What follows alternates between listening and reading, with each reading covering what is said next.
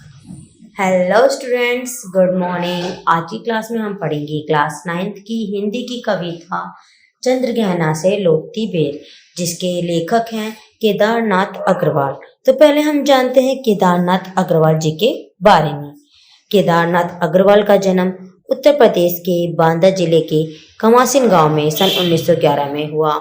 उनकी जो शिक्षा थी वो इलाहाबाद और आगरा विश्वविद्यालय से हुई। वे पेशे से वकील थे और उनकी मृत्यु सन 2000 में हुई। नींद के बादल, युग की गंगा, फूल नहीं रंग बोलते हैं, आग का आईना, पंख और पतवार आदि उनकी कुछ काव्य कृतियां हैं। तो ये हमने जाना केदारनाथ अग्रवाल जी के बारे में। अब हम जानते हैं कि जो केदारनाथ अग्रवाल है वो बेसिकली इस पोयम में क्या बताना चाहते हैं। वो केवल यही बताना चाहते हैं कि जो गांव की प्रकृति का जो सौंदर्य होता है वो बहुत ही मनोहारी होता है, बहुत ही दिल को छू लेने वाला होता है। हरे भरे खेत, बगीचे हो या फिर नदी का किनारा, सभी कवि की इस कविता में जीवित हो उठे हैं। ये कविता केदारनाथ जी ने तब लिखी थी जब वे किसी कार्यवश चंद्रग्रहणा नामक गांव में आए हुए थे और लौटते वक्त उनके ट्रेन आने में समय था। तो वे एक खेत के पास बैठकर प्रकृति की सुंदरता का आनंद लेने लगे। उसी सुंदरता का वर्णन इस कविता में किया गया है। तो अब हमने जाना कि जो ये कविता है उसमें केदारनाथ अग्रवाल जी ने क्या बताया है। तो चलो स्टार्ट करते हैं इस कविता को। देख आया चंद्रग्रहणा, देखता हूँ दृश्य अब मैं, मेड़ पर इस खेत की बैठा अकेला। इसमें जो कवि हैं वो कहते हैं कि उन्होंने चंद्रग्रहणा नामक स्थान देख लिया है, अब वो वहां से वापस आ रहे हैं। तो उन्हें रास्ते में एक खेत दिखाई देता है और वो उस खेत के दृश्य को बहुत ही आनंद से देखने लगते हैं। मेड़ पर इस खेत की बैठा अकेला। मेड़ होता है वो रास्ता जो दो खेतों के बीच मिट्टी का बना हुआ होता है। तो वो उस किनारे पर बैठ जाते हैं और खेत में उगी जो फसलें हैं, पेड़ पौधे हैं, उनको निहारने लगते हैं।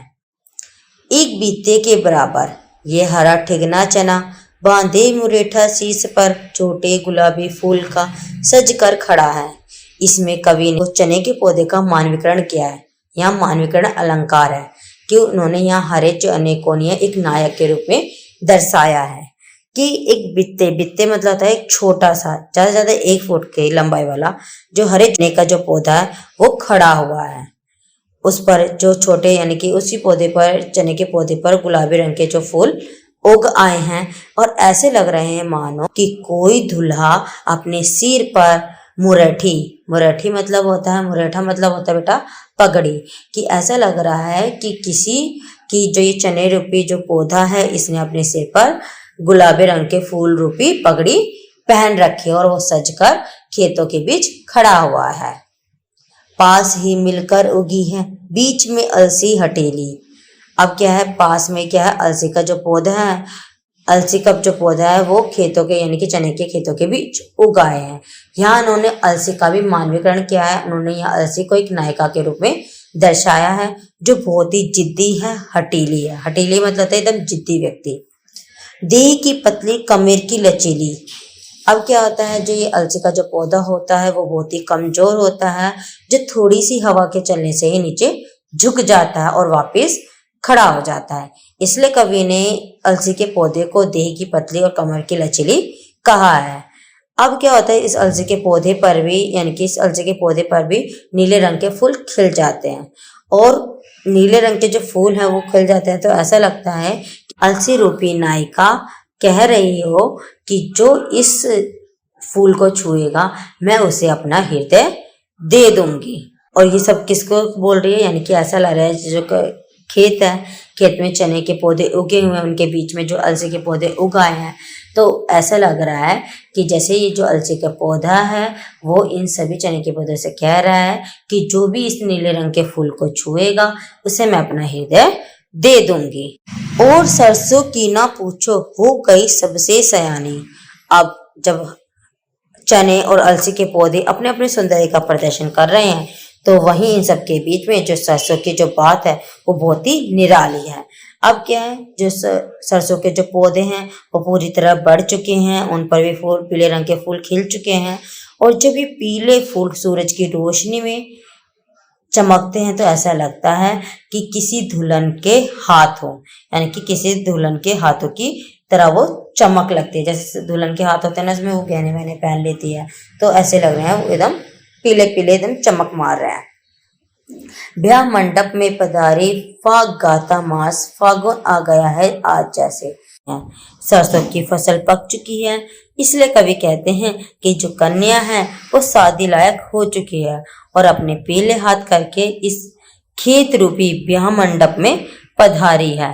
फागुन का जो महीना है वह स्वयं ही फाग के गीत गा रहा है। फागुन का महीना यानी कि फागुन के समय जो होली के समय जो गीत गाए जाते हैं उसे बोला जाता है फाग। अर्थात जो फसल है वो पूरी तरह पक चुकी है, अब वो तैयार हो चुकी है फसल कटने के लिए।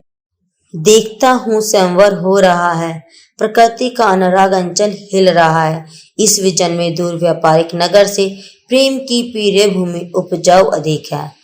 इसमें जो कवि हैं फसलों की सुंदरता को देखकर मुग्ध हो रहे हैं। उन्हें ऐसा लगता है मानो खेत में स्वयंवर हो रहा है। प्रकृति के प्रेम से ये जो धरती है वो झूम रही है। अनुराग मतलब था प्रेम, अचल होती है धरती कि इस प्रेम से, यानी कि इस प्रकृति के प्रेम से जो ये पूरी धरती है वो झूम रही है। इस विजन में, विजन मतलब है सुनसान एकांत शांति वाला स्थान, कि कवि को इस एकांत वाले स्थान पर भी कवि को असीम शांति और प्रेम का अनुभव हो रहा है। वहीं वो बताते हैं कि जो दूर व्यापारिक नगर है वहाँ के जो लोग हैं वो स्वार्थी हो गए हैं, उनमें किसी भी तरीके का कोई प्रेम भावना नहीं है, वे प्राकृतिक सौंदर्य से अछूते हैं। प्रेम की पीरे भूमि उपजाऊ अधिक है। प्रेम की पीरे भूमि अर्थात जो गांव की भूमि है वो अधिक उपजाऊ है, मतलब गांव में भी अभी लोगों में प्रेम की भावना जागी हुई है। जबकि जो शहर के जो क्षेत्र हैं, जबकि जो शहर है वहाँ क्या है, सब जगह कंक्रीट की ही इमारतें हैं। कहने का मतलब यहाँ है कि यहाँ जो शहर है, शहर में सभी लोग स्वार्थी हैं, लोगों में दूसरों के लिए प्रेम की भावना नहीं रही है। नील तल में जो और पैरों के तले है एक पोखर, उठ रही इसमें लहरियां। अब क्या है, खेत के किनारे एक तालाब है और उस तालाब में हवा से बहुत सारी लहरें उठ रही हैं। नील तल में जो उगी है घास भूरी, अब उस तालाब के अंदर जो भूरी घास उगी हुई है वो भी लहरों के साथ हिलडुल रही है। एक चांदी का बड़ा सा गोल खंबा आंख को है चकमकाता, मतलब जब सूरज की रोशनी उस जल में पड़ती है तो वो कवि की आंखों को, यानी कि जो कवि हैं उनकी आंखों को चमक रही है, यानी कि उनकी आंखों में वो चमक रही है। कई पत्थर किनारे पी रहे चुपचाप पानी, और जब ये पानी यानी कि लहरें ले रहा है, ऊपर नीचे जा रहा है, तो इससे ऐसा लग रहा है कि जो साइड में जो पत्थर पड़े हुए हैं वो चुपचाप उन लहरों से पानी पी रहे हो। ना जाने इनकी जो ये प्यास है, प्यास जाने कब बुझेगी। इसमें अब कवि कह रहे हैं कि ना जाने इन पत्थरों की प्यास कब बुझेगी। तो आज की कविता में बस इतना ही। आगे की कविता अब हम पढ़ेंगे नेक्स्ट वीडियो में। तब तक के लिए आप इस वीडियो को देखिए, मेरे चैनल को सब्सक्राइब करें, वीडियो को लाइक और शेयर करें। Thanks for watching.